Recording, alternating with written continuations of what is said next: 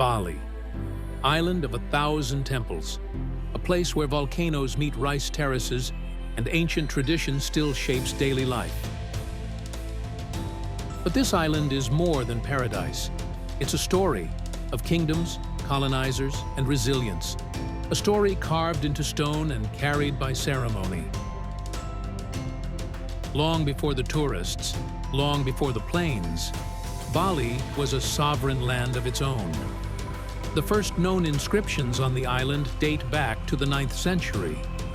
At the time, Bali was closely linked to Java, the larger island to the west. By the 11th century, Hindu-Buddhist kingdoms ruled the region.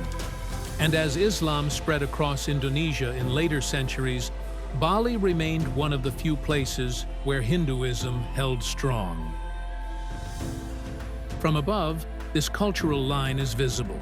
The temples, the rituals, the land itself, shaped not just by nature, but by devotion. Terraced rice fields, known as subak, are more than agriculture. They are part of a spiritual system, where water is sacred, and farming is a form of worship. By the 1500s, Bali had become a patchwork of independent kingdoms. Some flourished, others fell in civil war. But for centuries, Balinese rulers managed to resist the reach of foreign powers. That changed in the 1700s, when European interest in the Indonesian archipelago grew. The Dutch arrived. So did the British, briefly. And unexpectedly, so did a man from Denmark. His name was Mads Lange. Born in the year 1807, he sailed from Denmark in search of trade and new beginnings. By the 1830s, he had settled in Bali. And by the 1840s, he had become one of the most powerful foreigners on the island. Lange wasn't a colonizer. He was a diplomat, a trader, and a bridge between worlds. He spoke Balinese, married locally, and negotiated peace treaties between the Dutch and Balinese kings. Some called him the White King of Bali, not because he ruled, but because his influence rivaled that of royalty. In the year 1856, Mads Lange died under mysterious circumstances. Some say he was poisoned. Others say it was illness. No one knows for sure. What is certain is this: he was buried in Bali and remembered as a man who stood between two worlds. Central to Balinese life is the concept of Trihita Karana, the three causes of well-being: harmony with the gods, with other people, and with nature.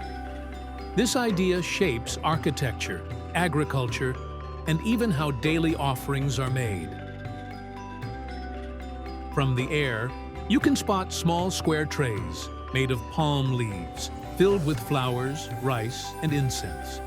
These kanang sari are placed everywhere, on sidewalks, shrines, and motorbikes. They're humble gestures, but deeply powerful, a daily act of gratitude, a quiet connection to the divine. Even in times of crisis, rituals continue. Ceremonies for birth, death, harvest, and healing are never missed. The sacred and the everyday blur here. Bali doesn't separate life from belief.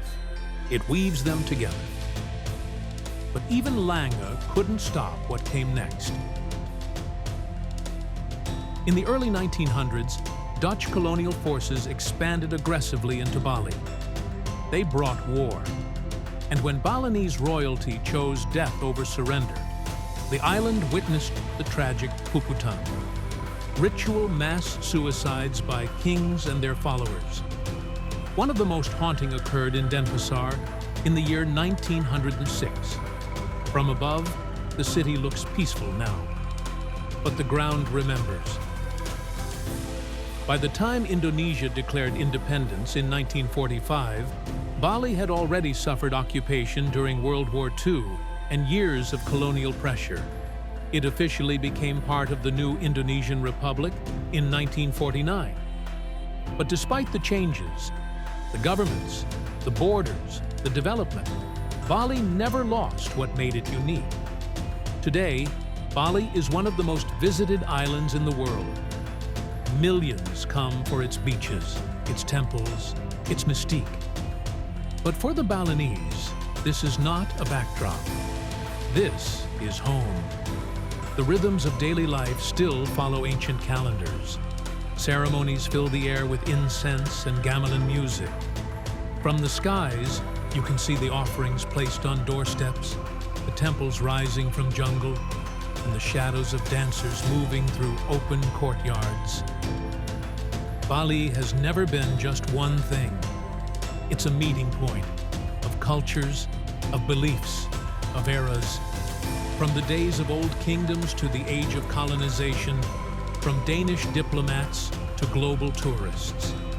It remains, above all, what it has always been: an island of spirit, an island of resistance, an island of gods and kings.